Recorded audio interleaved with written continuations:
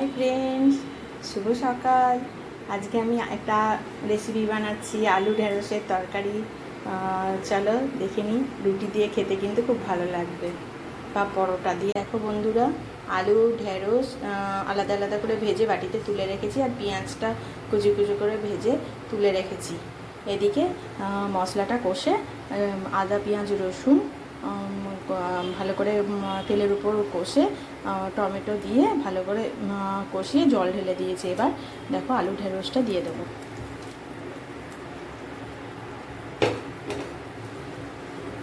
দেখো বন্ধুরা, আমার ঢেঁড়স আলুর তরকারি কমপ্লিট। এটা রুটি বা পরোটা দিয়ে খেতে ভালো লাগবে। তেলের উপর ভেজে টেজে নিয়ে সব তুলে রেখেছিলাম, দিয়ে আদা পেঁয়াজ রসুন বেটে আর একটু একটা টমেটো দিয়েছি, দিয়ে ভালো করে কষিয়ে নিয়েছি। একটু হালকা জল দিয়ে সেদ্ধ করে নিয়েছি। হলুদ লবণ জিরে গুঁড়ো সব রকমই দিয়েছি, আর একটু লঙ্কা গুঁড়ো দিয়েছি। দেখো আমার তরকারি একদম রেডি। রুটি বা পরোটা দিয়ে খেতে খুব ভালো লাগবে। কেমন হয়েছে কমেন্ট বক্সে জানিও।